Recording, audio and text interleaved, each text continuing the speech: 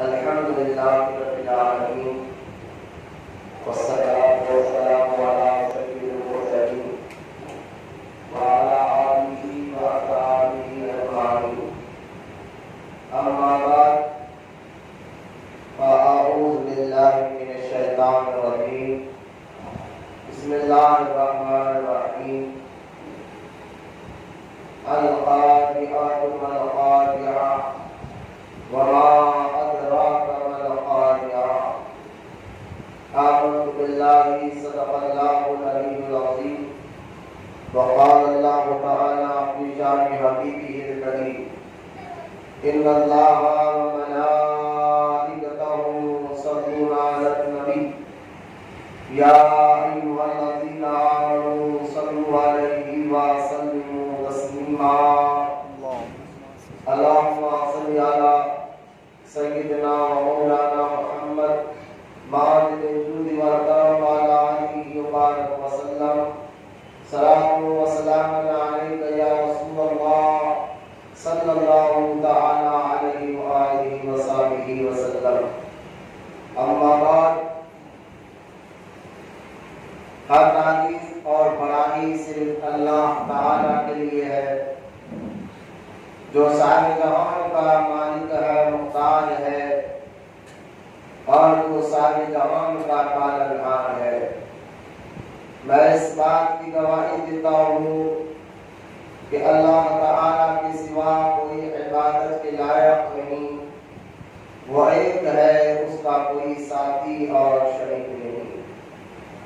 اور میں اس بات کی گواہی دیتا ہوں کہ آپ کے ہمارے پیارے آقا اور مولا حضور پرنور رحمت عالم نور مجسم حضرت سیدنا محمد مصطفیٰ احمد مصطفیٰ صلی اللہ تعالی علیہ وآلہ وصحبہ وسلم اللہ تعالی کے آخری رسول اور اس کے برگزیدہ بندے ہیں.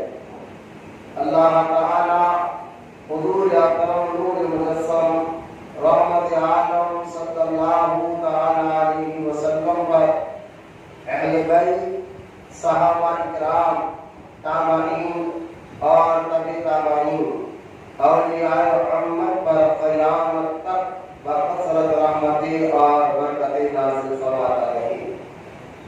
سب محبت کے ساتھ ایک بار درود شریف پڑھیں. اللہم صلی علی سیدنا مولانا محمد مالک الجود والکرم وعلی آلہ وبارک وسلم.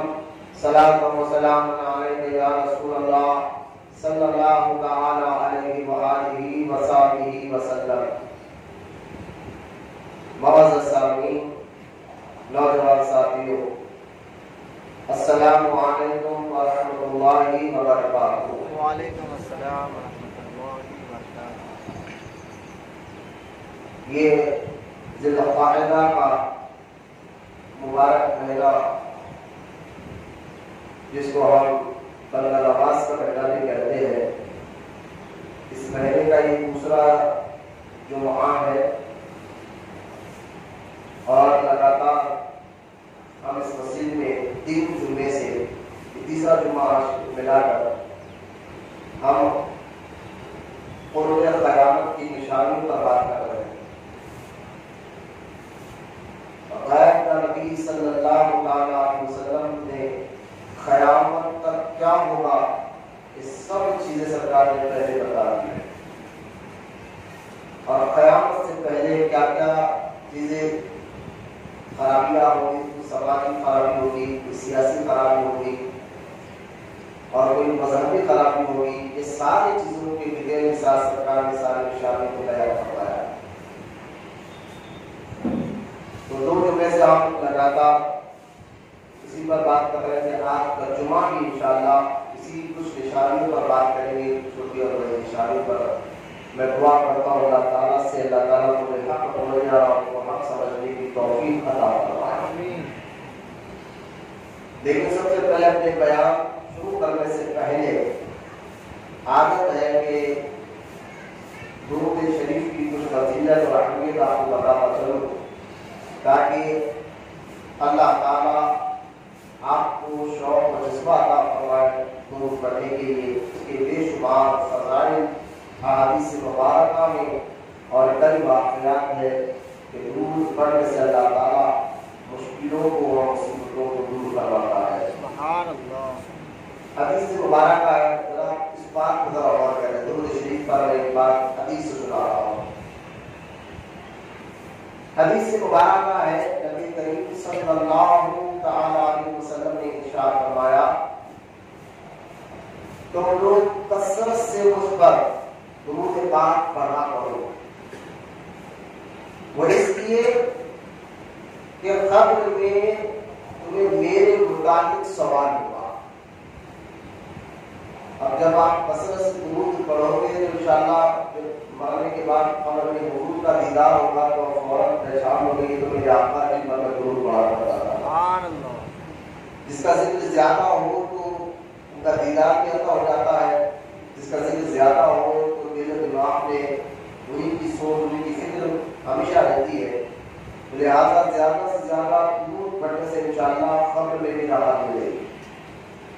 اور آگے فرماتے ہیں کہ رسول علیہ السلام کہ قبر میں تمہیں میرے متعلق سوال ہوگا، اور دوسرا یہ کہ قیامت کے دن جب پل صراط پہ سے تمام لوگوں کو گزرنا ہوگا، جس کے بارے میں میں نے گزشتہ جمعہ بتایا تھا کہ پل صراط کیا ہے، اور وہ بال سے زیادہ باریک اور تلوار سے زیادہ تیز ایک پل ہے جو ایک دوزخ کے اوپر بنا ہوا ہے، جس کے اوپر سے گزرنا ہر ایک کے لیے ضروری ہوتا ہے۔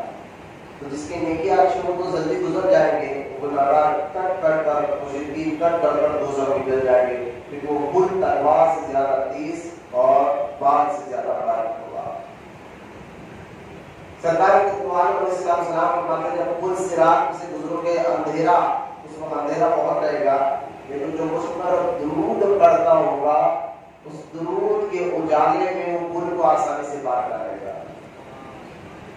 کتنی پیاری بات سرکار کی حدیث مبارکہ سرکار نے قبر میں سرکار کے متعلق سوال ہوگا تو درود پڑھنے والے کے لیے آسانی ہو جائے گی، اور قیامت کے دن جب پل صراط پار کرے گا تو درود پڑھنے والا آسانی کے ساتھ اس پل کو پار کر لے گا۔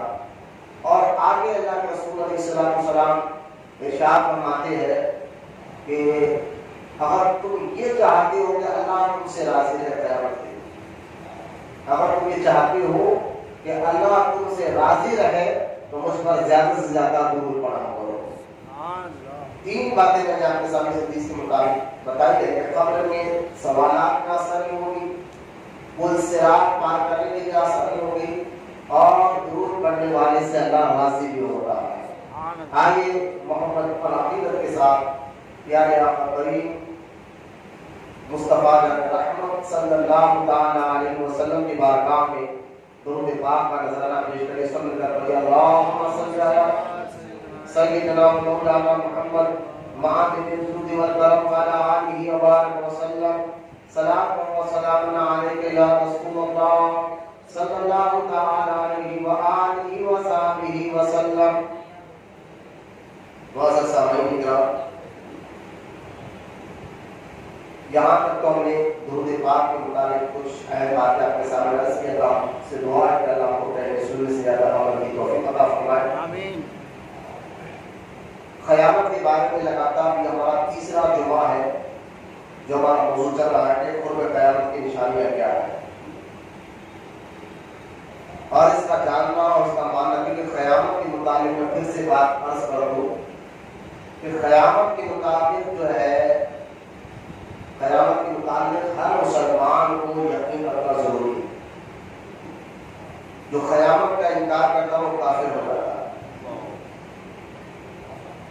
اور اس پر بھی میں نے بہت لمبی گفتگو کی ہے، لیکن آج میں آپ کو یہ بتانا چاہتا ہوں کہ اللہ کے رسول صلی اللہ تعالی علیہ وسلم یہ سارے بچوں کو اور سارے مسلمان، آپ خاص اور نوجوان رسول کو اس بات پر یقین کامل یعنی مضبوط یقین رکھنا چاہیے کہ اللہ کے بتانے سے ہمارے نبی ہر چیز کی خبر جانتے ہیں، اور ایسا یقین رکھنا یہ صحابہ کے دور سے چلتے آ رہا ہے۔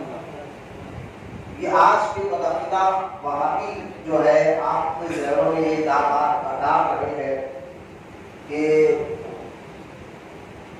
سب غیب کی خبر اللہ جانتا ہے، اللہ کے علاوہ کوئی نہیں جانتا. ان کا یہ کہنا قرآن کی کئی آیتوں کے خلاف بھی ہے. یہ غلط ہے، قرآن غلط نہیں ہو سکتا. جہاں اللہ تعالیٰ قرآن میں کہہ رہا ہے کہ غیب کی خبر اللہ ہی جانتا ہے، وہیں پر قرآن کی ایک نے کئی آیتیں ہیں جس میں اللہ تعالیٰ فرما رہا ہے کہ وما ہوا الغیب بضنین، یہ نبی غیب کی خبر بتانے میں کنجوسی نہیں کرتے. سبحان اللہ، سبحان اللہ. تو جہاں اللہ تعالیٰ نے قرآن میں کہا کہ میں غیب کی خبر جانتا ہوں، تو اللہ پاک نے یہ بھی کہا نبی بھی غیب کی خبر جانتے ہیں. فرق کیا ہے؟ فرق ایک چیز کا ہے، وہ آپ کو سمجھنا ہے. وہ یہ کہ ہمارے آقا کریم صلی اللہ تعالیٰ علیہ وسلم اپنے خود سے غیب کی بات نہیں جانتے، اللہ کی بتانے سے جانتے. سبحان اللہ. لیکن اس سے پہلے غیب ہوتا کیا، ایک آسان سی بات سمجھانے کی کوشش کرتا ہوں، اللہ کو سمجھنے کی توفیق دیتا ہے. مثال کے طور پر کوئی چیز سخت ہے یا نرم ہے، آپ کو کیسے پتا چلے؟ اس کا علم نہیں ہے آپ کو. پتا کیسے چلے گا کہ سخت ہے یا نرم؟ تو چھونے سے پتا چلے. اب یہ نرم ہے یا سخت ہے یہ آپ کو چھونے سے پتا چلے. چھونے سے پہلے آپ کو علم نہیں تھا، چھونے کے بعد علم ہو. اسی طرح کوئی چیز جو ہے اچھی ہے یا بری ہے، خوبصورت ہے یا کامی ہے، یہ کب پتا چلتا ہے؟ دیکھنا. دیکھنے سے پہلے آپ اس کا ایک نہیں ہوتا، دیکھنے کے بعد آپ کو پتا چلتا ہے کہ اچھی یا بری چیز ہے. اسی طرح کوئی چیز کیسی ہے، سننے میں کیسی ہے، تو سننے سے پہلے آپ کو اندازہ نہیں کر سکتے اس کی آواز کیسی ہے، کیا ہے. لیکن جب آپ سنیں گے تب آپ کو علم ہوگا. کسی کی خوشبو جب تک آپ سنیں گے نہیں اس سے پہلے آپ کو علم نہیں ہوگا. خوشبو سننے کے بعد پتا چل رہا ہے کہ خوشبو اچھی ہے یا خراب ہے. تو غیب کا علم کیا، میں آپ کو بتانے کے لیے مثال دے رہا ہوں. غیب ایک ایسی چیز ہے، غیب کی بات جاننا وہ ایک ایسا علم ہے، نہ ہاتھ لگانے سے پتا چلتا ہے، نہ سننے سے پتا چلتا ہے، نہ سننے سے پتا چلتا ہے، محض اللہ کے بتانے سے معلوم ہوتا ہے کہ غیب کیا ہے. سبحان اللہ، سبحان. غیب کی بات صرف اللہ جانتا ہے، اللہ کے بتانے سے ہمارے نبی جانتے ہیں. یہ یقین رکھنا کوئی غلط نہیں ہے، کیونکہ وہابی یہ کہتے ہیں کہ غیب تو اللہ جانتا ہے، تم یہ کہتے ہو کہ نبی بھی جانتے ہیں، تو لہٰذا تم نبی کو خدا بتا رہے ہو. یہ آسان سا جو ہے نا جال ڈال کر لوگوں کے ذہنوں کو خراب کر کر ان کے ایمان اور عقیدے کو برباد کیا جا رہا ہے. کیونکہ نبی پاک صلی اللہ تعالیٰ علیہ وسلم کو علم غیب عطا کیا گیا ہے. اس بات کا عقیدہ رکھنا قرآن سے بھی ثابت ہے اور صحابہ کرام کے عمل سے بھی ثابت ہے. سبحان اللہ، سبحان. تو لہٰذا یہ کوئی نیا طریقہ نہیں ہے، کوئی نئی بات نہیں ہے.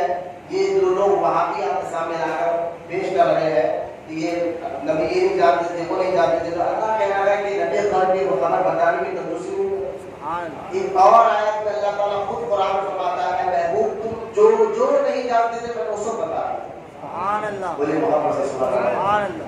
تو لہٰذا یہ یقین رکھنا آپ کے لیے ضروری ہے کہ غیب کی خبر اللہ ہی جانتا ہے، لیکن اللہ کے بتانے سے ہمارے نبی بھی سو جاتے ہیں. ایک اور دوسری بات یہ کہ اللہ کا جو علم ہے وہ ذاتی ہے. آپ اس کو سمجھتے ہیں ذرا سے کرایہ کا ذاتی ہے، سمجھ رہے ہیں؟ اللہ کا جو علم ہے سمجھانے کے لیے میں علم اس کی کوئی مثال نہیں دے سکتے، آپ کو سمجھانے کے لیے میں آپ کو تمثیل ایک مثال پیش کر رہا ہوں. اللہ کا جو علم ہے وہ ذاتی ہے، اس کو کسی نے بتانا نہیں کہ کل کیا ہوگا، کون کب کرے گا، اس کو کسی نے وہ خود سے جانتا ہے. سبحان اللہ. اللہ کا علم ذاتی ہے اور نبی کا علم عطائی ہے. سبحان اللہ، سبحان اللہ. اللہ کے بتانے سے، نبی خود سے نہیں جانتے کہ کل کیا ہوگا، اللہ کے بتانے سے جانتے کہ کل کیا ہوگا. جیسا کہ حدیث مبارکہ ہے، ابن کثیر کی میرے پاس کتاب رکھی ہوئی ہے، البدایہ والنہایہ کا ترجمہ میرے پاس ہے، قرب قیامت کی جگہ اور اس کی نشانیاں اس کتاب میں. ابن کثیر جو لکھنے والے جو مصنف ہے ابن کثیر، حافظ امام الدین المعروف ابن کثیر، یہ ایسے بڑے مصنف ہے جن کو وہابی بھی ان کو اپنا استاد کہتا ہے.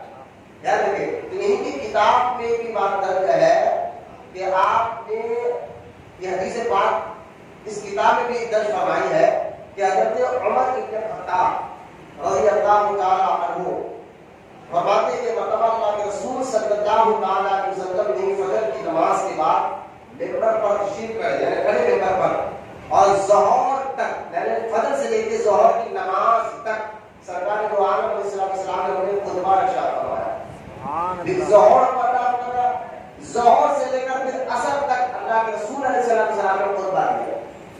پھر عصر کی نماز ادا کی. عصر سے لے کر مغرب تک اللہ کے رسول علیہ السلام نے خطبہ دیا. حضرت عمر فرماتے ہیں فجر سے لے کر ظہر تک، ظہر سے لے کر عصر تک، عصر سے لے کر مغرب تک، اس درمیان میں اللہ کے رسول صلی اللہ تعالی علیہ وسلم نے قیامت تک کیا ہوگا وہ سب بتا دیا. سبحان اللہ سبحان اللہ. قیامت تک کیا ہوگا؟ سیدھا بڑھو.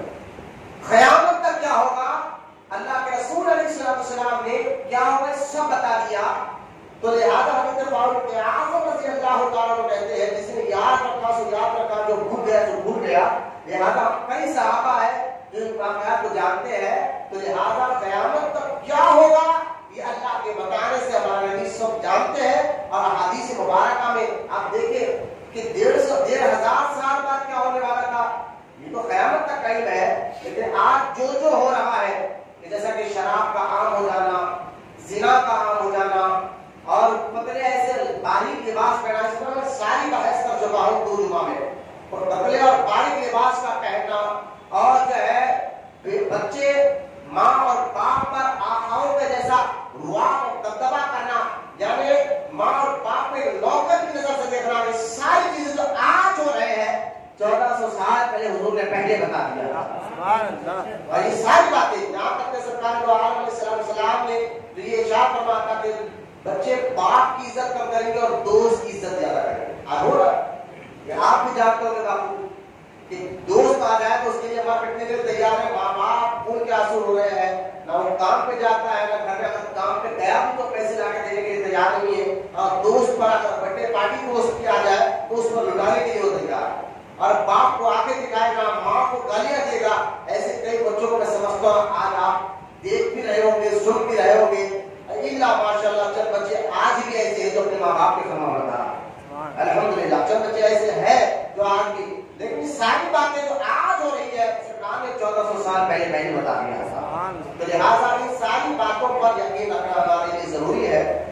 آج میں ان باتوں کا ذکر کروں گا جو 2 جمعہ میں نے ذکر نہیں کیا. قیامت کی نشانیاں میں نے بھی بتا دیا تھا کہ کچھ چھوٹی نشانیاں کچھ بڑی نشانیاں ہیں. اور ہمارے علماء اہل سنت و جماعت کی تحقیق کے مطابق جو چھوٹی نشانیاں حضور نے بیان فرمایا تھا قیامت آنے سے پہلے جو کیا کیا نشانیاں ظاہر ہوگی، چھوٹی نشانیاں جو سرکار نے بیان فرمائے تھے 99% مکمل ہو چکے ہیں. اب صرف بڑے نشانیاں ظاہر ہونے والے ہیں. 99% سرکار جو عالم علیہ السلام کے، یعنی آپ کو سمجھانا بتانا یہ چاہتا ہوں بالکل قیامت کے قریب آ چکے ہیں. اور یہ ساری باتیں آپ کو ذہن میں رکھنا ضروری. تو آج جو حدیثوں کا میں ذکر کروں گا یہ لگاتار 2 جمعہ میں نے اس پر گفتگو نہیں کی تھی، آج آپ کے سامنے کروں گا. میں گزشتہ جمعہ کے سامنے لگاتار 2 جمعوں سے میں نے بتایا کہ زنا کیسے ہوگا، شراب کے بارے میں بتایا، باریک لباس پہنیں گے عورتیں، اور قدر ان کا نظر آئے گا یہ کیوں ہو رہا ہے، اس پر گفتگو ہوئی. نافرمان اولاد کے بارے میں ہماری بات ہو چکی ہے الحمدللہ. آج جو میں آپ کو بتانے جا رہا ہوں سنیں غور سے.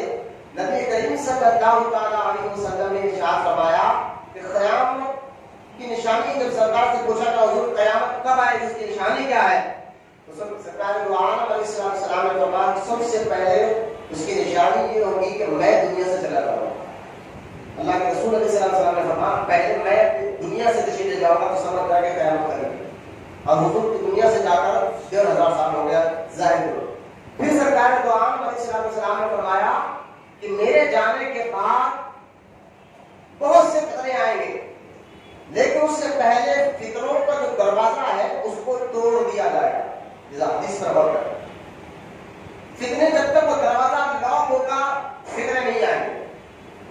جیسا اس دروازے کو توڑ دیا جائے گا تو پھر فتنے آئیں گے، فتنے آنا شروع ہو جائیں گے. تو لہذا اس حدیث کے مطابق سارے علماء نے فرمایا یہ جو فتنے کا دروازہ جو حضور کہہ رہے ہیں جب تک یہ ہے فتنے بند رکے ہوئے ہو. اب جیسا ہی دروازہ ٹوٹ گیا سمجھو فتنے آنا شروع ہو گئے, پھر قیامت تک فتنے آتے رہیں گے, رکیں گے نہیں. تو شاعری میں حدیث کی شرح کرنے والے محدثین نے فرمایا جو یہ دروازہ حضور بیان کر رہے ہیں کہ دروازے سے مطلب حضرت عمر ابن خطاب کی ذات مبارکہ. سبحان اللہ. حضرت فاروق اعظم رضی اللہ عنہ, اب آپ دیکھیں تاریخ اگر آپ کو پڑھنے کا شوق اللہ عطا فرمائے, حضرت عمر ابن خطاب کا آپ دور پڑھے, آپ کے دور میں فتنے بالکل میرے پاس ظاہر کلمہ پڑھنے والوں میں کوئی خطرہ نہیں تھا.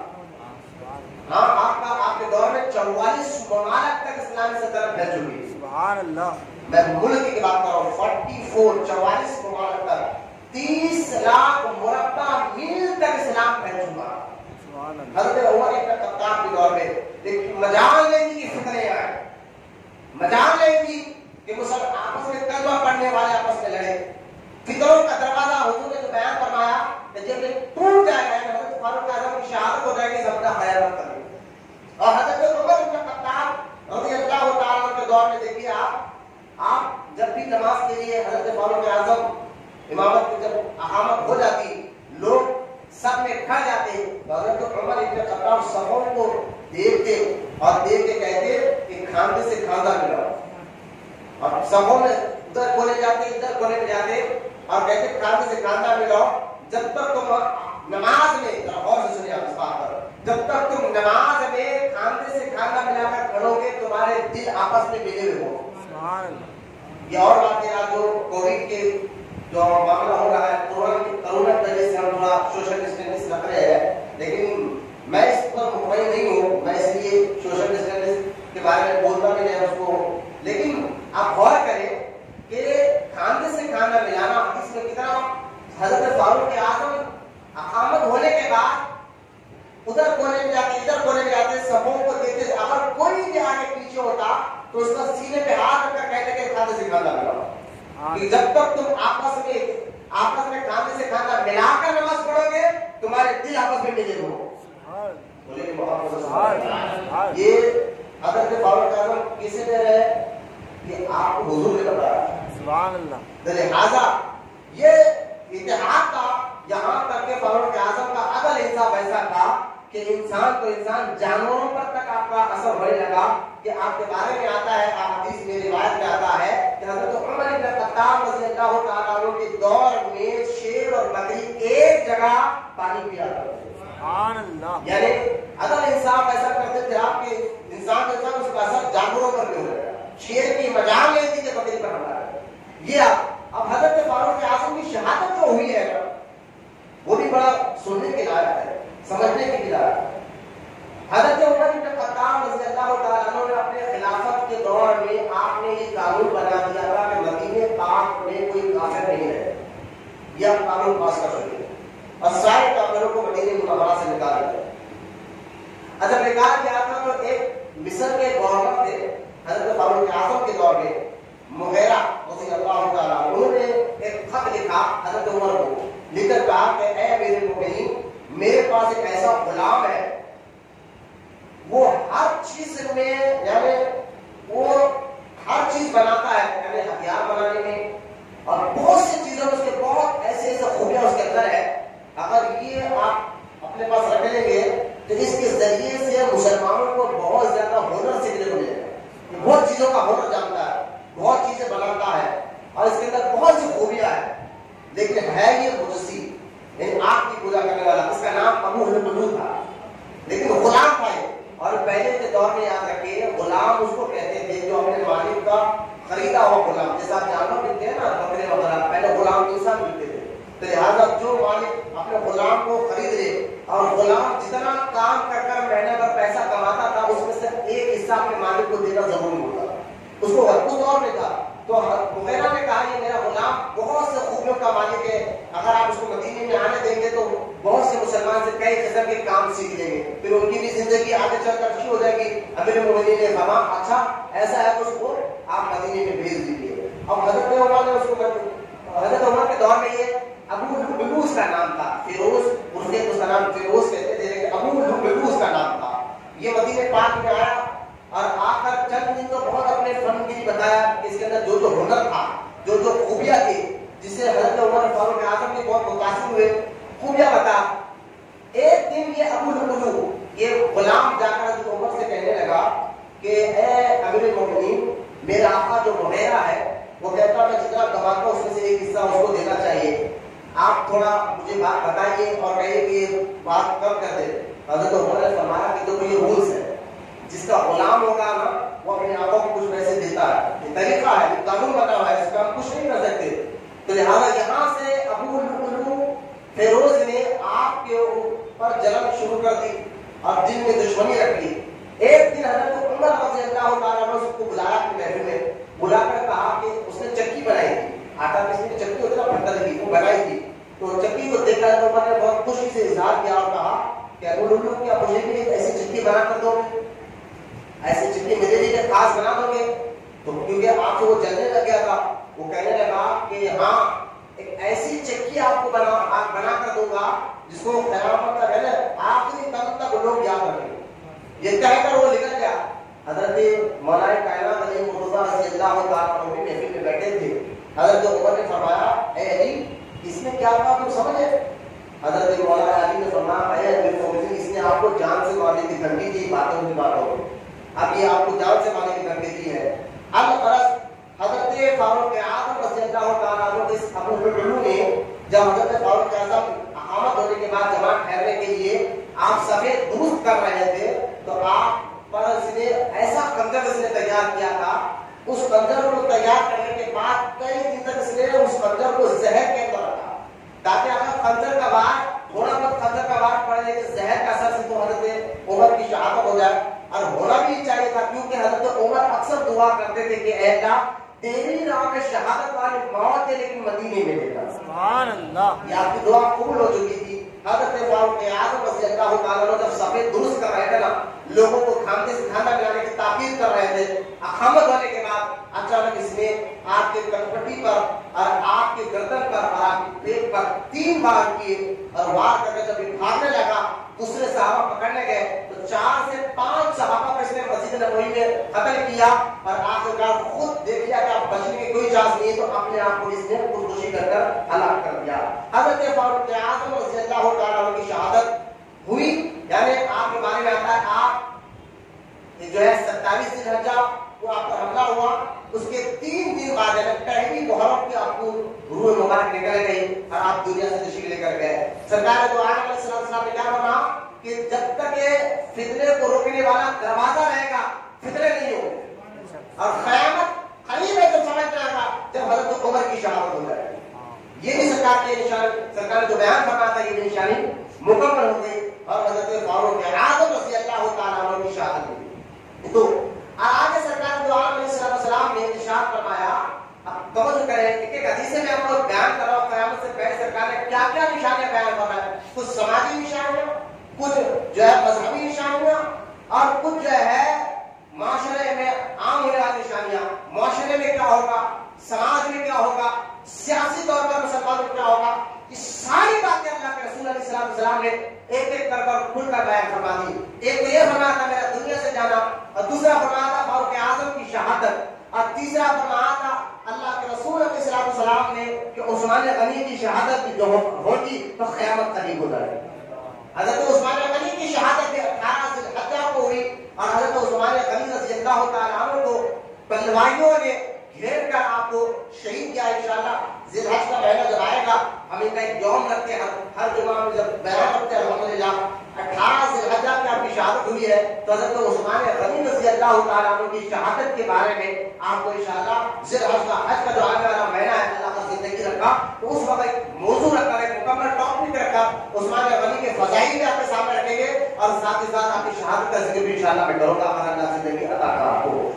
لہٰذا عثمان غنی کی شہادت کے بارے میں سرکار نے فرمایا جب ان کی شہادت ہو جائے گی تو مطلب قیامت قریب ہے.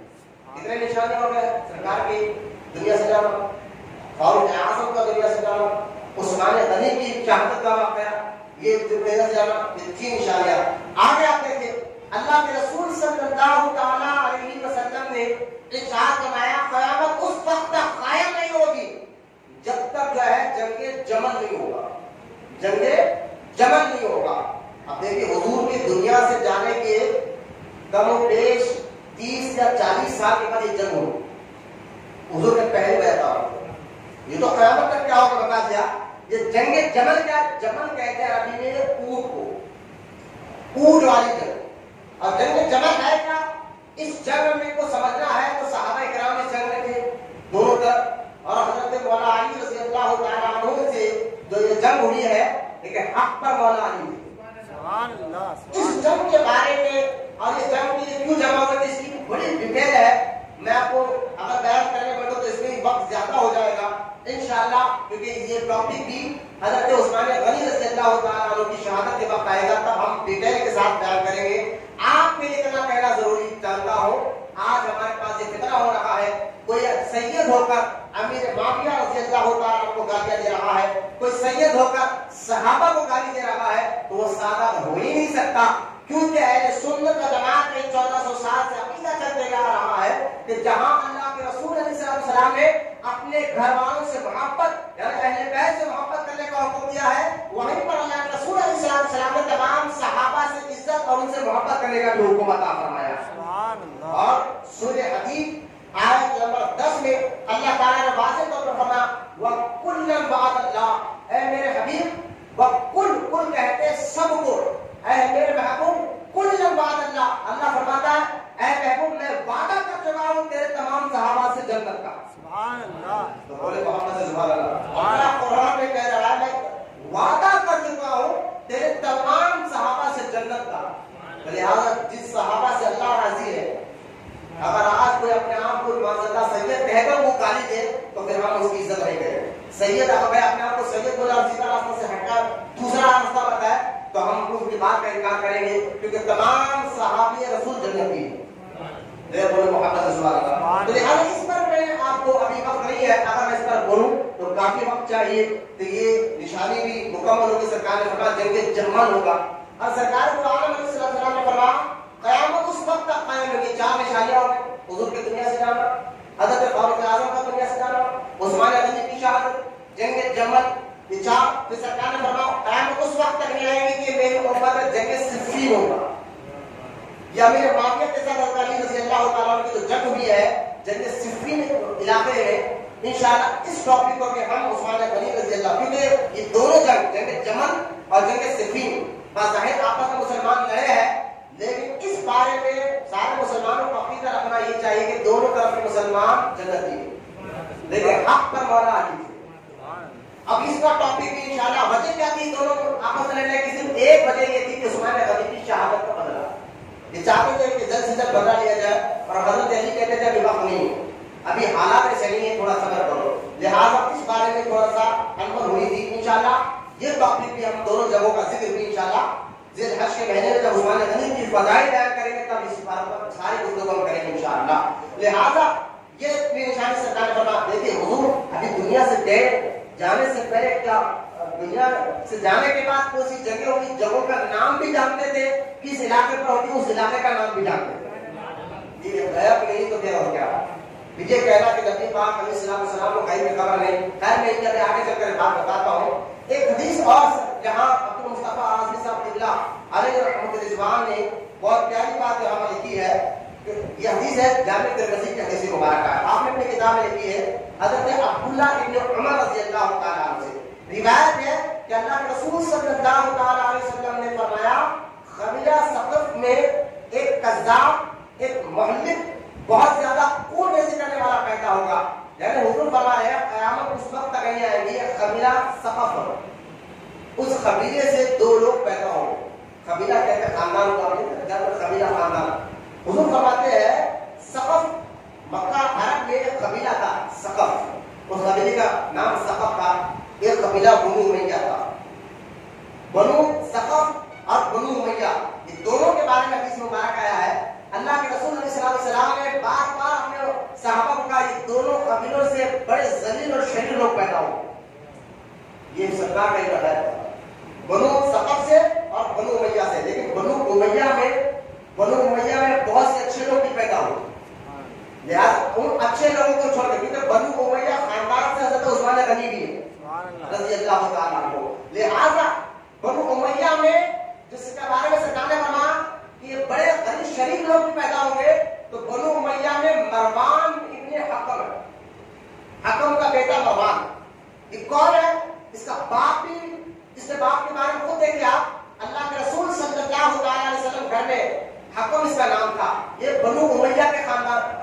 تھا.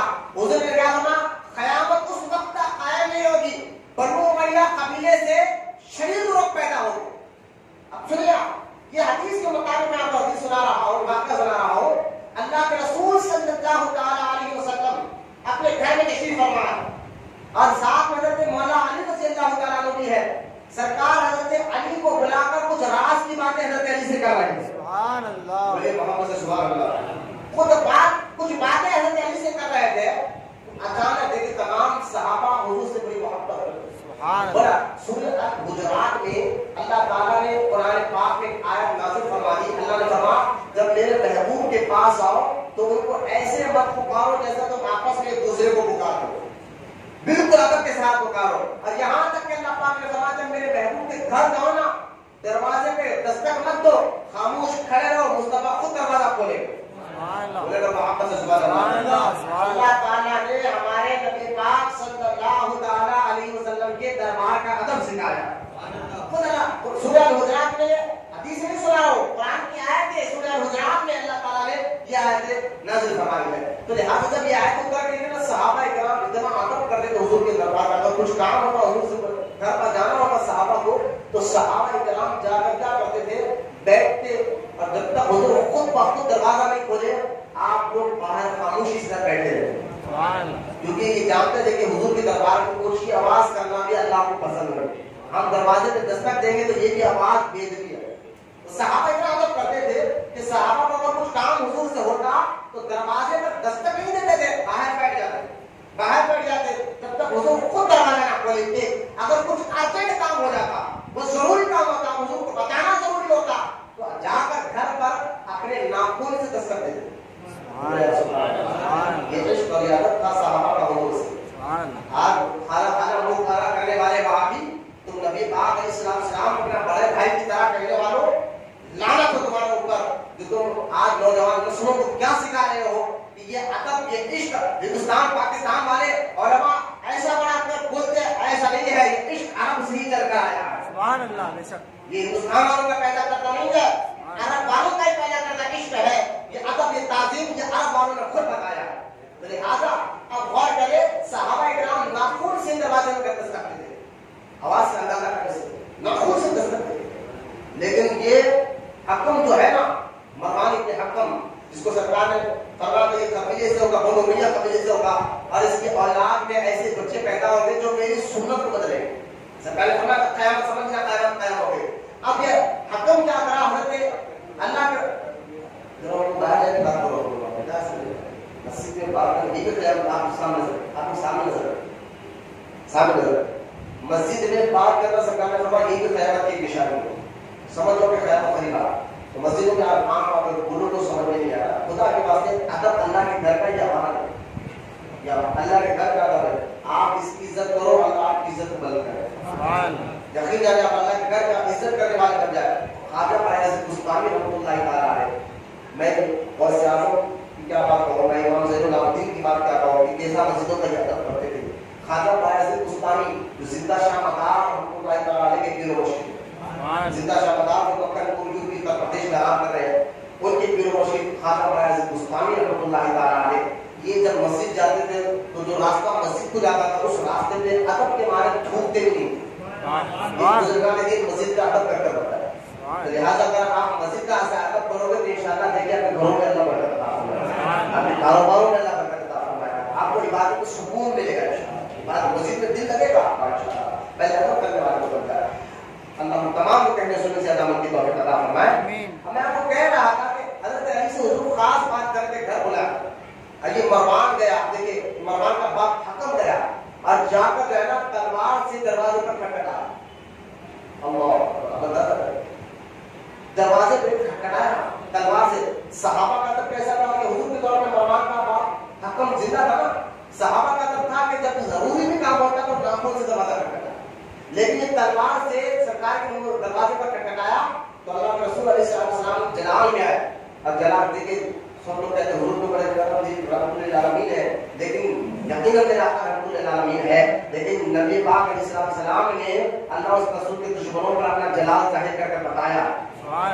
کہیں پر غصہ کہیں پر نرمی کرنا یہ بھی بات ہے. ہے نا, کئی بار غصہ رہتا. آپ خود لوگ کہتے ہیں آپ حبیب کو بہت بول دیتے ہیں. میں نے کہا جو اللہ اس رسول کا نہیں وہ ہمارا نہیں. ارے آپ اتنا کیوں بولتے اتنا جواب کیوں آتے ہو؟ میں نے کہا بھائی یہی تو دین ہے.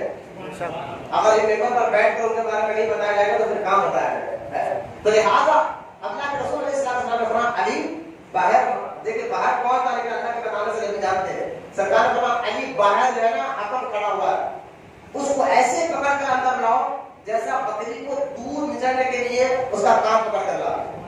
لہٰذا حضرت علی باہر دروازہ کھولے اور حکم کا کان پکڑ کر لائے تو اللہ کے رسول علیہ السلام نے فرمایا اے حکم تجھ پر لعنت ہو, حکم تجھ پر لعنت ہو, اے حکم تجھ پر لعنت ہو. 3 بار اللہ کے رسول علیہ السلام نے اس پر لعنت برسائی اور اس کو کہا بات بیٹھ جا.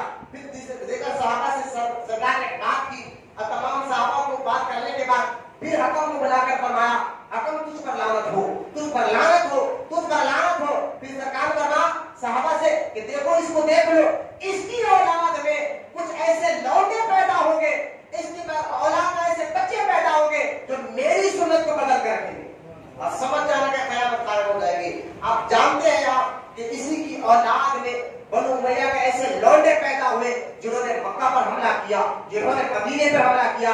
حکم کا بیٹا مروان, یہ مروان تو اتنا بدبخت ہے, اسی حکم کو اللہ کے رسول صلی اللہ علیہ وسلم نے جب یہ تمام صحابہ کو بتا دیا اس کی اولاد میں ایسے ایسے لوگ پیدا ہوں گے اور پھر سرکار نے فرمایا اس کو مدینے میں رہنے مت دو. سرکار نے اس کو مدینے سے نکال دیا. جب مدینے سے نکال دیا حضور کے دنیا سے جانے کے بعد پھر اسی ملک شام سے حضرت ابو بکر کو خط لکھتا ہے میں مدینے آ سکتا ہوں. ابو بکر نے کہا جب اللہ کے محبوب نے نکالا تو میں کیسے بلا سکتا ہوں. ابو بکر نے کہا تو نہیں آ سکتا. پھر حضرت ابو بکر کے دنیا سے جانے کے بعد حضرت عمر کے دور میں خط لکھ کر کہتا کیا میں مدینے آ سکتا ہوں. حضرت عمر نے کہا جب اللہ کے محبوب کے لیے حقائق ہم کیسے بلا سکتے ہیں. حضرت عمر کی دنیا کی شہادت ہونے کے بعد عثمان غنی کے دور میں کیونکہ آپ کا دل نرم ہو چکا تھا اور وہ بڑا سخت نرم دل کے تھے حضرت عثمان غنی, وہ حکم آ کر کہنے لگا اے عثمان غنی اللہ کی قسم کھا کر کہتا ہوں حضور نے کہا تھا میرے دنیا سے جانے کے بعد تو مدینے آ جانا. جھوٹ بتا عثمان غنی کے سامنے کہ میرے دنیا کے جانے کے بعد تو مدینے واپس آ جانا. اللہ کی قسم کا حضرت عثمان غنی نے یقین کر اس کو مدینے میں آنے دیا. پھر اسی کا بیٹا مروان پیدا ہوا اور اسی مروان کی وجہ سے کیا کیا ہوا جانتے ہیں, اسی مروان کی سازش کے تحت عثمان غنی کی شہادت ہوئی. دیکھیے اس کی اولاد سرکار نے فرمایا قیامت قریب ہے, فرمایا اس کے اولاد میں سے لوگ پیدا ہو گئے. اسی مروان کی سازش کے تحت جو ہے کربلا کا واقعہ ہوا. اسی مروان کی سازش کے تحت سیدنا امام حسن پاک کو زہر دیا گیا. اسی مروان ہر سازش میں یعنی عثمان غنی کی شہادت کے لیے ملا تھا. حضرت امام حسن پاک کی شہادت وہ ایسی خطرناک شہادت امام حسن پاک کی, آپ جانتے ایک بار نہیں کئی مرتبہ امام حسن پاک کو زہر دیا گیا. لیکن جب بھی امام حسن کو زہر دیا جاتا آپ اللہ کے رسول کی قبر مبارک کے قریب جاتے اور دعا کرتے تو اللہ تعالیٰ حضور کے صدقے میں آپ کو شفا عطا فرماتے. سبحان اللہ سبحان. مجھے ایک بات بتائیے, امام حسن رضی اللہ تعالیٰ جن کو سرکار کہے کہ نوجوان جنتی نوجوانوں کی سردار ہے, حسن حسین جنتی نوجوانوں کی سردار ہے, وہ حسن حسین جن کی محبت ایمان ہے, جن کی محبت ایمان ہے. اگر جس کے دل میں اہل بیت کی محبت نہ ہو کافر ہوتا ہے, وہ دنیا مسلمان نہیں ہو سکتا. جن کی محبت ایمان ہے, مجھے بتائیے وہ امام حسن پاک کو جب زہر دیا جاتا تو کہاں جاتے حضور کی روضہ پاک پر, مزار پر جاتے, قبر شریف پر جاتے, وہاں جا کر دعا کرتے تو اللہ شفا دیتا. اگر قبروں کے پاس ٹھہر کر اللہ کے نیک بندوں کی قبروں کے پاس ٹھہر کر دعائیں کرنا اور ان سے شفا کی دعا کرنا اگر یہ حرام اور شرک ہوتا جو آج وہاں بھی کہہ رہے ہیں تو مجھے بتائیے کہ یہ امام حسن ایسا کرتے ہیں؟ آپ خود سوچ کر بتائیے کہ یہ قبروں کے قریب جا کر دعائیں کرنا اللہ سے اور سرکار کے بارے میں معاوضہ رکھنا ہے تو نبی کے گھر والوں کا بھی طریقہ رہا ہے. آج شرک اور حرام کیسے ہو سکتا ہے جو ہمیں بلا وجہ درگاہ کو جانے پر شرک کا فتویٰ دیا جا رہا ہے. یہ سوچنا چاہیے نوجوان بچوں کو ان وہابیوں کے باتوں میں نہیں آنا, اپنے ایمان اور عقیدے کو مضبوط کرنا چاہیے کہ یہ عقیدہ 1400 سال پرانا ہے کہ قبروں کے قریب ٹھہر کر یعنی اللہ کے نیک اور محبوب بندوں کے قبروں کے قریب ٹھہر کر دعائیں مانگنا یہ نبی کے گھر والوں کا بھی طریقہ رہا ہے. لہٰذا امام حسن پاک کو پھر ایک مرتبہ ہوا کہ کئی مرتبہ زہر دیا گیا, کچھ نہیں ہوا, یہاں تک کہ پھر امام حسن پاک کو رضی اللہ تعالیٰ عنہ آپ کو ہیرا پیس کر آپ کو پیس کر دیا گیا. کھانے میں آپ کو سالن ملا کر جب آپ کھا گئے کیونکہ مدینے پاک میں ہیرا لا کر پیسنے والا اتنی طاقت والا کوئی نہیں تھا. وہ غریب لوگ محنت مزدوری کرنے والے حلال روٹی کمانے والے لوگ تھے. یہ بڑی مشکل سے روزانہ ان کے گھر میں چراغ سلگتا تھا. ہیرا کہاں سے کر سکتے تھے؟ لہذا اس وقت یزید کی حکومت چل رہی تھی. یزید نے امیر معاویہ کے جانے کے بعد یزید نے پلاننگ کے ساتھ مروان کے ذریعے امام حسن یعنی امام حسین کے بڑے بھائی امام حسن پاک کو شہید کرنے کے لیے وہاں سے ہیرا بھیجا تھا اور پیس کر آپ گیا. اور ایسا بھی نہیں، امام حسن پاک رضی اللہ تعالیٰ عنہ جب وہ زہر کھا گئے تو آپ جانتے ہیں کھاتی دنیا سے تشریف لے گئے. ایسا نہیں ہے کھاتے ہی آپ دنیا سے تشریف نہیں لے کر گئے، بلکہ آپ کھانے کے بعد 40 دن تک آپ کے جسم اندر نا آپ کی رگیں کٹے لگے. آپ الٹی کرتے تو جو ہے نا منہ سے رگیں نکلتے تھے، اتنیا کٹ کٹ کرنے کرتے تھے. کیا تکلیف ہے؟ اگر معاملے سے اگر ہمیں الٹی آ جائے، ہمیں چکر آ جاتی ہے، بیٹھ جاتے ہیں، یا الٹی ہماری الٹی میں تو کھانا نکلتا ہے، سفر نکلتا ہے. امام حسن پاک کی شہادت تو ایسی ہوئی ہے کہ آپ کی جو آپ جب الٹی کرتے تو آپ کے پیٹ سے نسل نکلا کرتے تھے، اتنیا نکلا کرتے تھے. اور ایک دن نہیں 40 دن تک امام حسن پاک کا یہی حال رہا. زہر سے 40 دن کے بعد امام حسن پاک دنیا سے تشریف لے کر گئے. اور آپ کے جانے کے بعد بھی امام حسن پاک چاہتے تھے کہ میری قبر حضور کے قدموں میں بیٹھے، لیکن یہی مروان نے آپ کو حضور کے قدموں میں دفن ہونے نہیں دیا. اور یہی مروان نے آپ کو مجبور کیا آپ کے گھر والوں کو کہ لہذا امام حسن کی قبر جنت البقیع میں اپنی ماں بی بی فاطمہ الزہرا کے قدموں میں بنائی گئی. لہذا یہ مروان ایسا بدبخت آدمی تھا. سرکار نے پہلے بیان فرما دیا تھا کہ اس کی اولاد میں ایسے چند لوٹے پیدا ہوں گے اور سمجھنا کہ قیامت قریب آ گئی، سمجھنا قیامت قریب آ گئی.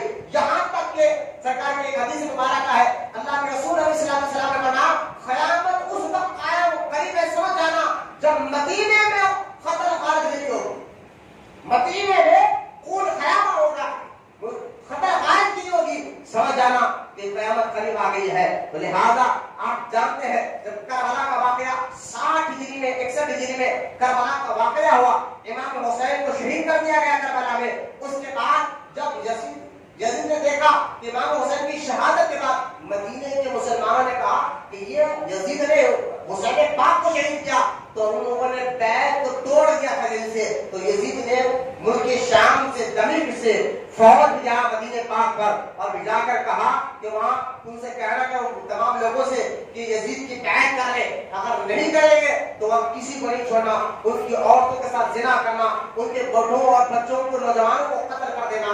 3 دن تک یزید کی اس ناپاک فوج نے مدینے جیسے شہر میں جن کے بارے میں حدیث میں آتا ہے اللہ کے رسول علیہ السلام نے فرمایا جس نے مدینے کی طرف بری نیت میں کی تو اللہ تعالیٰ اس کو ایسے دوزخ میں ایسے پگھلائے گا جیسا نمک پانی میں پگھل جاتا.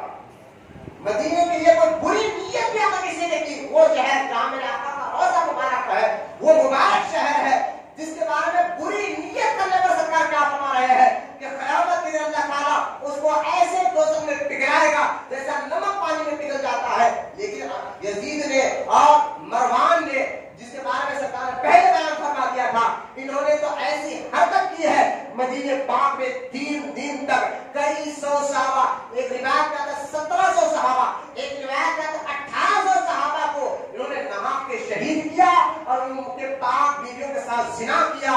اور مسجد نبوی میں 3 دن تک اذان نماز ہونے نہیں دی، اذان اور نماز ہونے نہیں دی. یہ 500 ہجری کی میں بات کر رہا ہوں، یہ 1442 ہجری چل رہی ہے نا، 562 ہجری کی بات کر رہا ہوں جب کربلا کا واقعہ ہوا. سرکار نے فرما دیا تھا پہلے کہ جب مدینے میں قتل غارت گیری ہوگی تو سمجھ لیں کہ قیامت قریب ہے.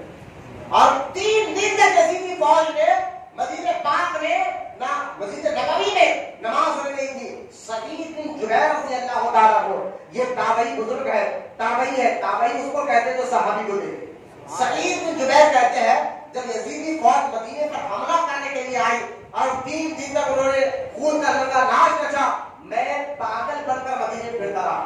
فوج نے کہا تو پاگل اپنے چھوڑو، میں پاگل بن کر مدینے پھرتا رہا اور مسجد نبوی میں بیٹھا رہا. لوگوں نے پوچھا آپ پاگل بن کر تو نماز جو ہے مسجد نبوی میں بیٹھ گئے لیکن نماز کے وقت کیا کرتے؟ تو سعید بن جبیر رضی اللہ تعالیٰ عنہ فرماتے ہیں جیسا ہی نماز کا وقت ہو جاتا خدا کی عزت و جلال کی قسم سعید بن جبیر کہتے ہیں میں مسجد نبوی میں بیٹھا رہتا، نماز کا وقت جیسا ہی ہو جاتا تو حضور کے قبر مبارک سے اذان کی بھی آواز آتی اور اقامت کی آواز آتی۔ ارے محمد سے سبحان اللہ، تو زندہ ہے بندہ، تو زندہ ہے بندہ، اللہ فرماتے ہیں تو زندہ ہے بندہ، تو زندہ ہے بندہ، میرے چشمے عالم سے چھپ جانا۔ یار تابعی کہہ رہے ہیں، صحابہ کہتے ہیں نبی زندہ ہے، آج کا وہابی کہہ رہا ہے کہ نبی مردہ ہے، تو آپ ان کی کیا بات کر رہے ہیں؟ ان کی باتوں میں آ کر اپنے ایمان اور عقیدے کو برباد مت کرے، پتہ خطاؤں سے ہماری کچھ یہ عقیدے پر ہے اور فاتحہ درود پر نہیں ہے۔ فاتحہ تو ہم سمجھے لوگ فاتحہ نہیں دلاتے، ہم دلاتے ہیں، نا انہوں نے نبی کو مردہ لکھا، پھر کتاب وہ کہا لکھا ہے کہ اب نبی مردہ ہے، آپ کچھ نہیں کر سکتے۔ سعید بن جبیر کہتے ہیں میں 5 وقت 3 دن میں 5 وقت کی ٹائم کی اذان، قبر مبارک سے اذان کی بھی آواز آتی تھی اور جو اقامت کی بھی آواز آتی تھی۔ لہٰذا یہ سرکار کی حدیث یہ بھی مکمل ہو گئی نشانی۔ سرکار کی جو حدیث میں نے ترمذی کے حوالے سے پڑھا، جامع ترمذی میں سرکار نے فرمایا 2 قبیلے، ایک بنو امیہ جس کے بارے میں میں نے مختصر آپ کو بتا دیا، ایک بنو ثقف۔ سرکار نے فرمایا بنو ثقف میں 2 لوگ ایسے پیدا ہوں گے جس میں ایک تو جو ہے نا بڑا ظالم ہوگا اور ایک بہت خون ریز ہوگا۔ لہذا یہ دو لوگ کون تھے؟ ایک تو امام حسین جب شہید ہو گئے، عبید بن مختار ثقفی یہ پیدا ہوا اور اس نے کیا کیا؟ امام پہلے تو اپنے آپ کو عاشق رسول کہا اور امام حسین کے دشمنوں سے گن کر بدلہ لیا۔ اس نے بہت سے جنوں کو قتل کیا، جنہوں امام حسین کو کربلا میں مارنے آئے تھے نا، یہ مختار بن ثقفی اس کا نام تھا۔ اس نے کیا کیا؟ پہلے تو مسلمان کرنا پڑتا تھا، مسلمان ہو کر کیا کرتا تھا؟ یہ امام حسین کو جن لوگوں نے کربلا میں نہا کے مارا وہ پکڑ کر کو قتل کرنے لگا، اور جب سارے دشمن مر گئے تو اس نے کیا کیا؟ مختار بن ثقفی نے پھر کوفہ شہر میں کیا کہنے لگا کہ سنو میں نے تو امام حسین کے دشمنوں کو چن چن کر قتل کر دیا ہے، یہاں تک یہ اچھا کام کرتا رہا ہے۔ لیکن اس کے بعد پھر سرکار کی حدیث مکمل ہوئی، اس نے مختار بن ثقفی نے یہ اعلان کر دیا کہ سنو لوگوں میں نبی ہوں۔ اپنے آپ کو نبوت کا جھوٹا دعویٰ کر کر، اپنے آپ کو نبی کہہ کر اعلان کرنے لگا مختار بن ثقفی۔ ثقفی کہتے ہیں قبیلے کو جو بنو امیہ بنے گا، ثقفی خاندان سے یہ مختار اس کا نام تھا۔ لہذا سرکار نے پہلے بیان فرما دیا تھا کہ میرے جو ہے نا میں دیکھ رہا ہوں کہ قیامت اس وقت قائم ہو جائے گی جب بنو امیہ میں کچھ چند لونڈے ہوں گے جو میرے طریقوں کو بدل لیں گے، اور بنو ثقف میں 2 لوگ، ایک ظالم اور ایک خون ریزی پیدا ہوگا۔ یہ ظالم مختار بن ثقفی نے یہ نبوت کا جھوٹا دعویٰ کیا، اور یہاں تک کہ عبداللہ بن زبیر بن عوام کے بیٹے، جو زبیر بن عوام کون ہے؟ یہ سرکار دو عالم علیہ السلام کے سکی پھوپھی حضرت صفیہ کے بیٹے زبیر بن عوام ہے، ان کے بیٹے عبداللہ بن زبیر ہے۔ بولے محبت سے سبحان اللہ۔ عبداللہ بن زبیر رضی اللہ تعالیٰ عنہ نے مختار بن ثقفی کو قتل کر دیا۔ اب یہ تو خبر گیا کہ سرکار نے 2 لوگ پیدا ہوئے، ایک تو مارا تھا، ایک دوسرا جو اسی قبیلے سے پیدا ہوا اور اس نے کئی لوگوں کو ناحق کے قتل کیا ہے، اس کا نام حجاج ابن یوسف ہے۔ یہ ایسا حجاج ابن یوسف ایسا ہے، اس نے کعبے پر بھی حملہ کیا، کعبے کے خلاف اس نے جلایا ہے، آس پاس لوگوں پر بہت ظلم و ستم اس نے کیا ہے۔ اس سے اندازہ کرے حجاج بن یوسف اتنا بڑا ظالم تھا کہ اس نے ناحق کے بلا وجہ کے 1 لاکھ کئی تابعین، بڑے بڑے اکابر بزرگوں کو اور بڑے بڑے اولیاء کرام کو ناحق کے قتل کیا اپنی تلوار سے بلا وجہ کے بلا کر، اور اس جگہوں میں تو کتنے لوگوں کو قتل کیا پتہ نہیں چلتا۔ لہذا یہ حدیث بھی سرکار دو عالم علیہ السلام کی مکمل ہوئی، جو سرکار نے فرمایا بنو ثقف میں 2 ظالم پیدا ہوں گے، یہ حدیث بھی مکمل ہو گئی ہے۔ اب آپ کو ایک حدیث ایسی سنانے جا رہا ہوں، ذرا اس کو غور کریں آپ۔ سرکار دو عالم کی حدیث مبارکہ جو ہے نبی کریم صلی اللہ تعالی علیہ وسلم نے فرمایا قیامت کی علامتوں میں سے، قیامت کی علامتوں میں سے یہ ہے کہ جب قیامت قریب آئے گی، سمجھ جانا، ورنہ حضور کیا ہے فرمایا پڑوسیوں کے ساتھ برا سلوک کرنا، پڑوسیوں کے ساتھ برا سلوک کرنا یہ عام بات ہو گئی۔ ارے آپ ہم سب جانتے ہیں کہ آج اپنے پڑوسی سے کون کتنا بچا ہوا ہے، کون کتنا محفوظ ہے، کون کتنا بچا ہوا ہے، یہ آپ کو بتانے کی ضرورت نہیں ہے، یہ حدیث بھی مکمل ہوتے نظر آ رہی ہے۔ اللہ کے رسول علیہ السلام نے جو بیان ارشاد فرمایا کہ قیامت کے قریب مسلمان پڑوسی برا پڑوسی سے بڑا پریشان ہوگا اور پڑوسیوں سے بہت برا سلوک کرے گا، یہ ایک مکمل ہو گیا ہے اور فرمایا رشتے داروں کو بلا وجہ کاٹ دیا جائے. رشتے داروں کو رشتے داری آج لوگ کہتے ہیں مولانا کچھ تعویذ دے دیجیے ہمارا کاروبار نہیں چل رہا, مولانا کوئی دعا کر دیجیے ہمارا کاروبار نہیں چل رہا, برکت نہیں ہو رہی. میں اسے پوچھتا ہوں کہ بھائی تم نے کسی باپ بھائی بہن رشتے داروں کو بلا وجہ کو چھوڑا, کیسا واقعہ ہوا, کیسا معاملہ ہوا؟ تو کہا نہیں ہے تو ایسا نہیں ہوا, سوچ کر بولو. کیونکہ حدیث سے مبارکہ ہے کہ اگر کوئی اپنے رشتے داروں کو بلا وجہ رشتے داری کو چھوڑتا ہے اللہ ان کی دعاؤں کو قبول نہیں کرتا. لہذا بلا وجہ کے آپ کہیں گے مولانا بلا وجہ کون چھوڑتا ہے؟ میں آپ کو بتاؤں کئی وجہ ہے. میں ہر عورت کی بات نہیں کر رہا, الا ماشاءاللہ ایک تو وجہ بیوی بنتی ہے جو چھوٹی چھوٹی بات پر ساس کی شکایتیں کرتی ہے, سسرے کی شکایتیں کرتی ہے. ہاں رشتے داری توڑنے کا حکم کب ہے جانتے آپ؟ جب آپ کا کوئی رشتے دار وہابی ہو جائے, بدعقیدہ ہو جائے. کیونکہ صحابہ کرام نے بتایا ہے جو نبی کا دشمن تھا صحابہ نے ان کا باپ بھی رہا تو جنگ احد میں ابو عبیدہ بن جراح اس صحابی رسول نے اپنے باپ کا سر نکال کر حضور کے قدموں میں بھیج دیا. سبحان اللہ. کیونکہ یہ صحابہ نے خود بتایا تھا کہ جو نبی کا نہیں وہ تمہارا نہیں. اگر وہابی ہو جائے بدعقیدہ ہو جائے تو بلا وجہ ان کی رشتے داری توڑنا. آج کچھ لوگ آئے ہیں مولانا اگر وہابی ہو گئے تو کیا ہوا, ہمارا چاچا ہے, ہمارا چاچا کا بھائی ہے, چاچا کا بیٹا ہے, رشتے دار ہے, وہابی ہو گیا تو کیا ہوا؟ میں نے کہا شرم کرو, جو نبی کا گستاخ ہوتا ہے وہابی اسی کو کہتے ہیں. صرف فاتحہ درود کا مسئلہ نہیں ہے, پھر سے ذہن میں رکھو بچوں, فاتحہ درود کا مسئلہ نہیں ہے. وہابی کہتے اسی کو جو نبی کا گستاخ ہوتا ہے. آپ کہیں گے انہوں نے کیا گستاخی کی ہے, میں ان کی گستاخی تو بعد میں بتاؤں گا. پہلے ایک حدیث آپ کے سامنے میں آگے چل کر بتاؤں گا جس میں اللہ کے رسول نے 1400 سال پہلے ان کی نشانی بیان کرا دی. پہلے کہہ دیا تھا کہ ان کی کیا کیا نشانی ہوگی, یہ کیا کیا کریں گے. ان کو دیکھ کر سرکار نے کہا تم متاثر نہیں ہونا, ان کی عبادت کو دیکھ کر تم متاثر نہیں ہونا, ان کے روزوں کو دیکھ کر تم متاثر نہیں ہونا, ان کا قرآن پڑھنا دیکھ کر تم متاثر نہیں ہونا. یہ اسلام سے نکلے ہوئے تم اس سے دور رہنا. یہ سرکار نے پہلے دیکھیے حدیث کی شرح کرنے سے پہلے میں آپ کو یہ وجہ بتا رہا تھا رشتے داری کیسے توڑے جاتا ہے. رشتے داری توڑنے میں زیادہ تر آج کل جو ہو رہا ہے ایک تو پیسہ, اگر مالدار ہو جائے تو ہم غریب رشتے داروں کو بلانا نہیں چاہتے, یا بیوی آ گئے اللہ ماشاءاللہ ہمارے اسلامی ہر بہن ایسی نہیں ہوتی. میں آپ کو سمجھانے کے دوران کی حالت جو چل رہا ہے آپ کے سامنے, ارے یارو کہاں ہے ایک بچے بیٹھو, عقل ہے یارو سامنے جو بولے آپ سامنے نہیں تو بیٹھے گا ایک بار کرسی میں وہاں پر بیٹھ جاؤ, بیٹھ جاؤ, پورے عزت نظر کے گیا نہیں. تم کو ٹائم پاس کرنا ہے باہر جاؤ, نماز کے ٹائم خدا کے واسطے قرآن حدیث کا آپ کو مذاق مت کرو. یا قرآن حدیث کا بیان ہوتا ہے سننا ضروری ہے. دیکھو ہمارا سننا بیان ہو روڈیوں کے ساتھ, لیڈروں کے ساتھ جا کر بیٹھے ادھر دیکھو تو کہتا ہوں جانے بیٹھنے کی طریقہ نہیں جو میرے ساتھ کیا بیٹھا پوچھتا ہے. روڈیوں کے ساتھ ہمارا طریقہ اچھا ہوگا, لیڈروں کے ساتھ پہلوانوں کے ساتھ. یہاں کہاں جاتے ہیں لوگ سراج اس کو بٹھا دیں. لیڈروں پہلوانوں کے ساتھ ہمارا ایسا طریقہ ہوگا ان کے ساتھ جی جی کر کے بیٹھیں گے. مسجد میں آ گئے تو بچوں کو کیا ہو رہا پتا نہیں. اللہ کے گھر میں بیٹھنا بھی عبادت ہے. میں آپ کو تانا کم نہیں دے رہا ہوں, آپ کو نچوڑ رہا ہوں, تم مسلمان ہو, تمہیں یہ طریقہ پہلے سے خود آنا چاہیے.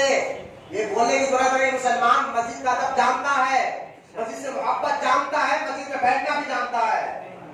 آج ہمارا بیٹھنا تو ہوٹلوں میں گھنٹوں نکل جاتا ہے, 2 گھنٹے وہاں ٹائم گھڑی نہیں دیکھتے ہے. روٹی کے ساتھ بیٹھ کر ساری رات گزارا, دوستوں میں بلا وجہ بیٹھ کر ہوٹلوں میں راتوں میں. آج تو پولیس چبوترا مشن کے نام پر کئی نوجوان بچوں کو پکڑ رہی ہے. تعجب ہوتا ہے کہ وہ بچے چبوتروں پر بیٹھ کر نہ ماں کو وقت دے رہے ہیں نہ باپ کو وقت دے رہے ہیں. بچے پریشان ہے نا, کام نہیں ملتا, کاروبار نہیں ملتا. میں نے کہا کبھی ماں اور باپ کا پیر دبا کے وقت دو, ان سے دعائیں کرو. ماں اور باپ کی خدمت کرنے, پیر دبانے کا ماں دعا کرنا, کام ملنا. اور خدا کی قسم کام نہ ملا پھر جب بالکل ملے گا. کاروبار نہیں چلا تو پھر جب کرنا. کبھی دیا اپنے وقت ماں باپ کو, دوستوں کو دے رہے ہے کتنا وقت دینا. دوست کے بارے میں حدیث مبارک آیا ہے, اللہ کے رسول علیہ السلام نے فرمایا کہ دوست کو دیکھ کر دوستی کرو. ہمارا دوست شرابی نمبر 1 دوست, جبکہ حدیث میں سرکار نے فرمایا جو شرابی کو اپنا دوست کہے قیامت کے دن اللہ اس کو اندھا اٹھائے. شرابی کو دوست کہنے کی اجازت نہیں ہے. شرابیوں کو, رابیوں کو, پہلوانوں کو, سودخوروں کو دوست بنا رہے. سرکار نے کہا دوستی کرنے سے پہلے دوست کو دیکھ کر دوستی کرو, کیونکہ دوست اپنے دوست کے طریقے پر ہوتا ہے, ان کے طریقوں کو زیادہ بناتا ہے. اس لیے دیکھا روٹیوں پہلوانوں کو دوست بنا دے تو بچہ بھی وہی بن رہا ہے. اور یاد رکھنا اللہ تعالیٰ ظالم کو بعد میں سزا دیتا ہے, ساتھ دینے والوں کو پہلے سزا دیتا ہے. یہ طریقہ ہے خدا کے قانون کا, کیونکہ یزید بعد میں مرا, یزید کے ساتھ دینے والے پہلے مرے. لہٰذا ظالموں کو اللہ بعد میں سزا دیتا ہے. دوستی ایسوں سے کرو جن کو دیکھنے سے اللہ یاد آتا ہے, ایسوں کو اگر دوست بناؤ یار کیا تمہارا. لہٰذا مزید انہیں بیچنی نہیں, سارا عادت خراب ہے. بیٹھنا دل نہیں ہو رہا, بیان سننا دل نہیں ہو رہا, باہر جاؤ بھائی جا کر چائے پی کر آ جاؤ, اڑھی بجے جمع ٹہلی کے معلوم ہماری. لیکن خدا کے جب تک بیٹھے ادب کے ساتھ بیٹھو, کیونکہ میرا ادب نہیں ہے میں اونچائی پہ بیٹھا ہوں, میں اونچا بیٹھ کر کوئی انا نہیں کر رہا ہوں, نہ تکبر کر رہا ہوں. بیٹھا اونچا اس لیے ہو یہاں پہ قرآن حدیث آپ کو سنا رہا ہوں. یہ ادب قرآن اور حدیث کا ہے, یہ ادب میرا نہیں, نہ میری تقریر کا, نہ میری باتوں کا ہے. ہاں جو ذمہ لے کر ان کا ضرور ہے, تو یہ باتیں قرآن حدیث کی کر رہا ہوں. اپنے حدیثوں پر غور کرے اور ایک بات پر توجہ کے ساتھ حدیث کو مکمل کرے. میں آپ کو وجہ بتاؤں رشتہ داری کو بولے, ایک تو پیسہ کہ غریب رشتہ داروں کو کروانا, دوسرا بیوی جو آپ کے بھائیوں کی شکایت کر کر اور ماں باپ کی شکایت کر کر بھائیوں سے دور کرانا. میں ہر عورت کی بات نہیں کر رہا ہوں, الا ماشاء اللہ چند اسلامی بہن ایسے ہے جو اپنے ساس سسر کو ماں باپ کا درجہ دیتے ہیں, ایسے کبھی ہے. لیکن میں اکثریت کو ہو رہا ہے کہ آپ مجھے بتانے کی ضرورت نہیں, تو گھر گھر کی کہانی ہوتی جا رہی ہے. آپ غور کریں سرکار نے کیا فرمایا, رشتے داری جب زیادہ لوگ توڑنے لگ جائے تو سمجھ لو قیامت قریب ہے. یہ حدیث بھی مکمل ہو رہی ہے, بلا وجہ رشتے داری توڑنا. ایک تو یہ پیسہ, دوسرا بیوی, تیسرا کیا ہے, ایک ملا بابا لوگ کی بتائے. ملا بابا جی سمجھ رہے ہیں, یہاں پر لمبے بال چھوڑ لے کے 10 اموٹیاں پہن لیں گے, گانجے کے سگریٹ پی لیں گے, اندر بولا بابا پریشان ہو, ہاں ڈال دی تیری سانس دوا, پریشان ہو جائے, مسکرائے لیکن سمجھے بہت میں سنجیدگی کی بات کر رہا ہوں. کچھ لوگ بزرگوں کا نام لے کر بھی آپ کے ساتھ چھیڑ کر رہے ہیں. آپ سمجھ رہے آسان بات ہے, آپ کو باپ سے دور کرایا جا رہا ہے, ماں سے دور کرایا جا رہا ہے, آپ کے رشتے داروں سے دور کرایا جا رہا ہے. لوگ آ کر کہہ رہے بھائی نے کرا دیا ہے, بھائی ثبوت ہے تم نے آپ کے پاس بھائی نے کیا ہے.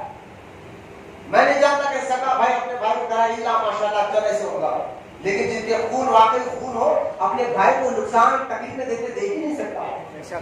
لیکن آج جیسے بابا نکل گئے, کچھ تو لوگ جو ہے نا, خدا کے واسطے میں پھر کر رہا ہوں, ذرا غور سے سنیں میری بات کو.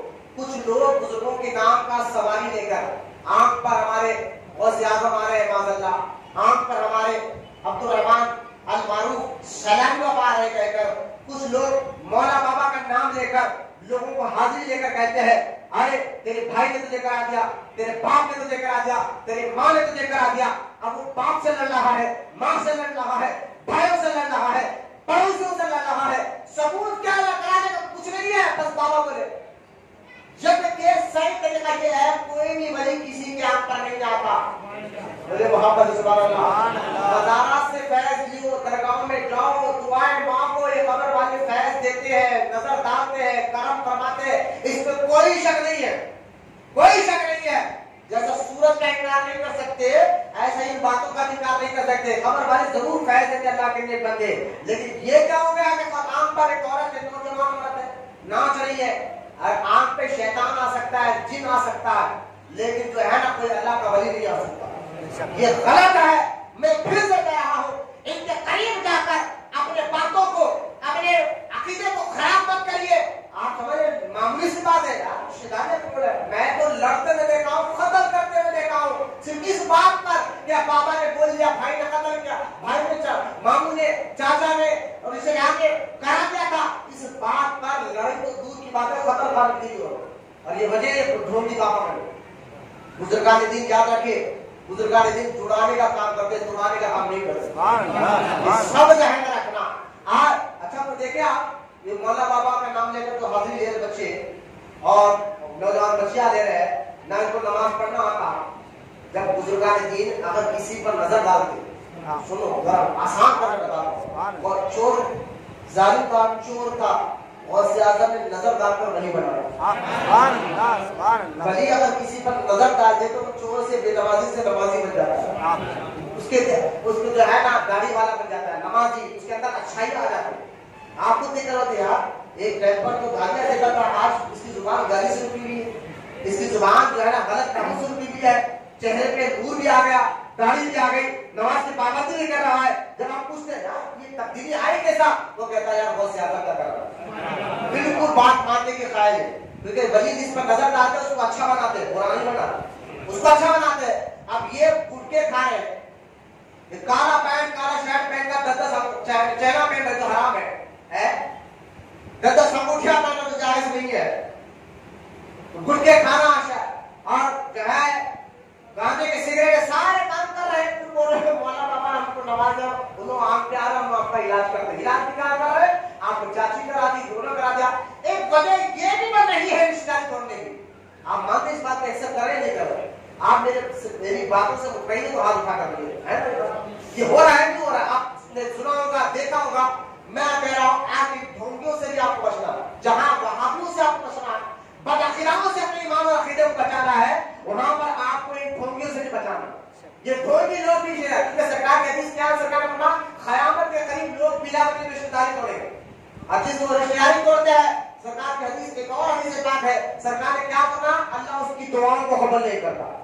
آپ باپ سے لڑو، ماں سے لڑو، چاچا سے لڑو، بلا وجہ کے پھوپھیوں سے لڑو، پھر دعا کرو اللہ نماز پڑھو میرا کاروبار چلے جاتا. ارے بھائی رشتہ داری توڑ کر رکھا بلا وجہ کے، جانا ان سے معافی مانگ، ان سے کہے کہ دل آزادی ہو گئے تو ماں آپ واقعی اپنی باتوں کا دل پر اثر ہو رہا ہے، آخرت کے قادر اللہ کے لیے، میرے لیے نہیں، اللہ اس کے رسول کے لیے.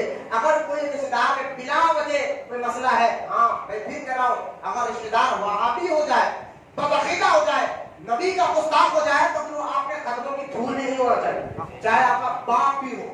یہی طریقہ، یہی عشق صحابہ نے سکھایا ہے، یہی ادب سکھایا ہے. حضرت عمر ابن خطاب نے اپنے سگے ماموں کا قتل کیا تھا اور ان کا سر نکالا تھا جنگ بدر میں، کیونکہ وہ کافروں کے ساتھ آئے تھے، مشرکوں کے ساتھ آئے تھے، نبی کے خلاف آئے تھے. تو جو نبی کا نہیں وہ ہمارا نہیں ہو سکتا ہے. تو یہ حدیث بھی جو سرکار کی حدیث مبارکہ ہے کہ پڑوسیوں سے برا سلوک کرنا. اب جانتے ہیں کہ پڑوسیاں کیسے خطرناک بنتے جا رہے ہیں، رشتہ داروں کو بلا وجہ کاٹ دینا. اور جہاں تک کہ سرکار فرمان لوگ تلوار کے جہاد کو معطل کر دیں گے. میں نے جہاد کے بارے میں بتایا تھا، آپ تلوار کا جہاد کہاں ہوگا مجھے بتائیے. اسلام کو موازنہ کرتے تو خاموش ہے. حالانکہ جہاد یہ نہیں ہے جو کسی کو بم لگا کر اڑا دے معاذ اللہ، یہ جہاد نہیں ہے، یہ دہشت گردی ہے. ہم اس کو جہاد نہیں کہتے. بلا وجہ عورتوں کو، چاہے کسی مذہب کی بھی عورت، بلا وجہ ان کو مارنا، بلا وجہ ان کو قتل کرنا، یہ اسلام نہیں ہے، نہ اسلام اس کی اجازت دیتا ہے. جہاد اس کو کہتے ہیں جو دشمن ہو، جو آپ سے لڑنے آئے، جو آپ سے لڑنے، لیکن اس کے لیے ایک وقت ہوتا ہے، ٹائم ہوتا ہے. جیسا ہر ٹائم نماز نہیں پڑھ سکتے، نماز کے لیے ٹائم ہوتا ہے، وقت ہوتا ہے. اسی طرح جہاد کا ٹائم وقت ہوتا ہے. اس کا وقت آنے پر علماء بتائیں گے، اپنی مرضی سے نہیں کر سکتے، اپنی مرضی سے نہیں کر سکتے. علماء کو اللہ سلامت رکھے، وہ زندہ ہے، وہ آپ کو بتائیں گے وقت آنے پر. تو لہٰذا سرکار نے فرمایا قیامت کے قریب لوگ اس کو بھی معطل کر دیں گے، چھوڑ دیں گے. اور یہ بھی شاید تقریباً مکمل ہوئی. کئی اسلامی ممالک خاموش بیٹھے ہیں. پاور ہے بھائی، اسلامی ملک ہے، لیکن فلسطین میں کیا ہو رہا آپ جانتے ہیں. یہودیہ کس طرح فلسطینیوں کو چون چون کر شہید کر رہے ہیں. جس کے پاس پاور ہے، اسلامی ملک کے بادشاہ بنے بیٹھے ہیں، لیکن اسرائیل کے ساتھ وہ دوستیاں بڑھا رہے ہیں. میں انٹرنیٹ، آپ جانتے ہیں کہ انٹرنیٹ کا عام بات ہو گیا، نیوز عام بات ہو گئی، یہ سب جانتے ہیں کہ کون اسرائیل سے دوستی